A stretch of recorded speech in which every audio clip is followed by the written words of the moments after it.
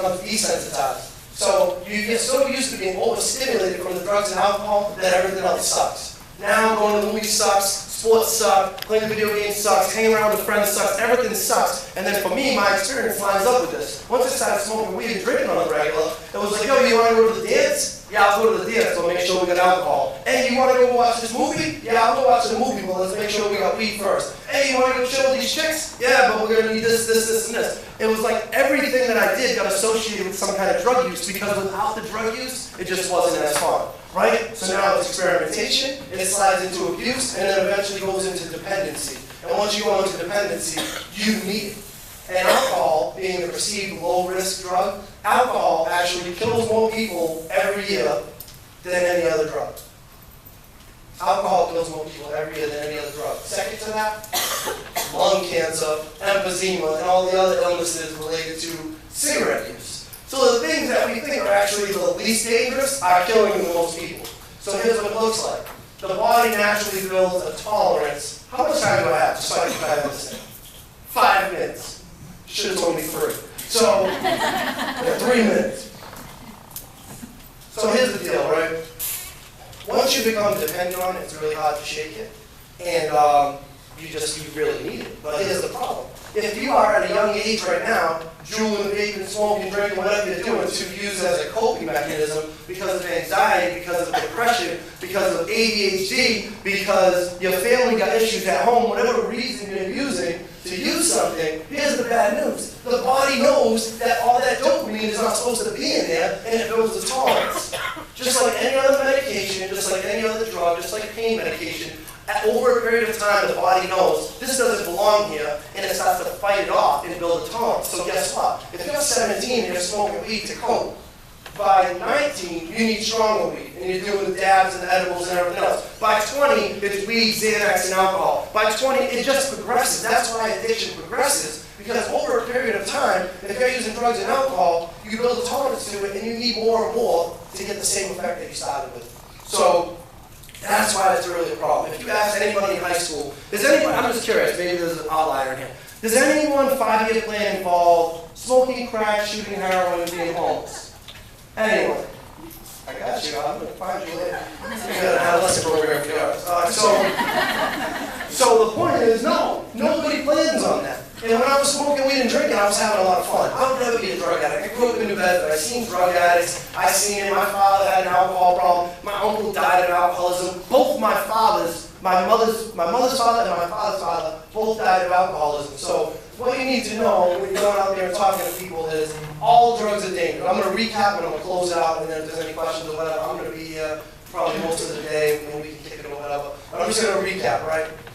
So all drugs are dangerous because they all release dopamine, which makes the brain want you to do more, which just eventually leads to misuse, abuse, and dependency. So all drugs are bad. Why? Because the brain is not fully developed until the mid-20s. And the part of the brain that's responsible for decision-making, impulse control, those things that we really rely on, common sense reasoning, is not fully developed. And all of those drugs stunt the development of that brain. So if you start to use drugs before the age of 25, you're already stunting a compromised decision-making part of the brain, which leads you down the road to continue to make bad decisions. Here's another thing you should know, genetic predisposition. There's a statistic that says something like if you are the individual of one addicted parent, you are like 42% more likely to become addicted. So if one of your parents has an alcohol drug problem, 42% more likely to become addicted. And if both parents have a history of substance use disorder, it goes up to like 70%. Which means if you got little Billy Johnson over here, who comes from like this clean family and no one's got any mental health issues and no drug problems or whatever, and you come from like a family of dysfunction and madness and mental health and addiction, you and little Billy go to high school and he's smoking a Juul, then he's smoking a joint, then he's drinking a beer, and it's all good. Little Billy goes on to college, has no problems. You become a disaster.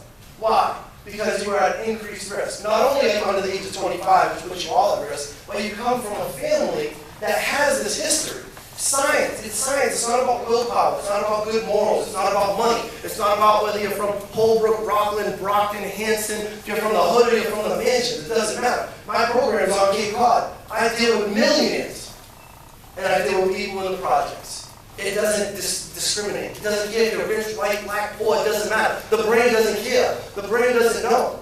The brain craves those opiates, and then it gets out of control, and it's really hard to stop. So, anyone under the age of 25 is at risk. All drugs, including jewels, vaping, cigarettes, alcohol, marijuana, extremely dangerous because of the underdeveloped brain. If you have a history of mental health and or addiction, you're at even more increased risk. That's why when you go to the doctors, they do a genogram. Does anyone in your family ever had cancer? Does anyone in your family ever have asthma or heart disease or hypertension? They ask you those things because science demonstrates that the way that DNA and alleles are passed down through reproduction, that you are at risk. You're at increased risk of these things running in your family. And it's the same thing with drugs and alcohol and mental health. Because something like 65% of all addiction patients have an underlying mental health issue, diagnosed or undiagnosed. And many people who start off with anxiety, depression, some kind of trauma growing up, they were abused, they witnessed abuse, whatever the case is, they end up going to drugs and alcohol seeking relief. And it spins out, and it gets completely out of control. So any underlying mental health issue is obviously a concern too. So I wear a little longer and crazier than I planned on, right? But this is the deal. It's important. It really is. It's important. This is fun. We're gonna dance. We got DJ Nunu in the building getting crazy. You know what I'm saying? Crappy topic, right? 64,000 people died in 2016. I don't even have the statistic for 2017 yet. Like 5 people a day die from an opioid overdose. 5 a day. And guess what? 75% of all people that go into detox or heroin addiction report that they started with marijuana and alcohol. Nobody like at 18, like graduates high school, was like, hey, screw it, let's go shoot heroin. There's nothing to do this weekend. Nobody does that. They all start with marijuana and alcohol and the other stuff, and later stuff. So you guys are like the most important people. And I hope that you all make an impact. I hope that you get educated. I hope that you know that no matter where you come from, and no matter what your family history is, like you can break the cycle. You know, I shot heroin for 9 years. I got 3 overdoses. I stole from my family. I've been to multiple detoxes. I've been arrested multiple times. People gave up on me. People thought that I was going to either die or end up in prison the rest of my life, and that's not the case today. You know, today, you know, God willing, July 2nd, 2010 is my sobriety day. I'm coming up on 8 years without a drug.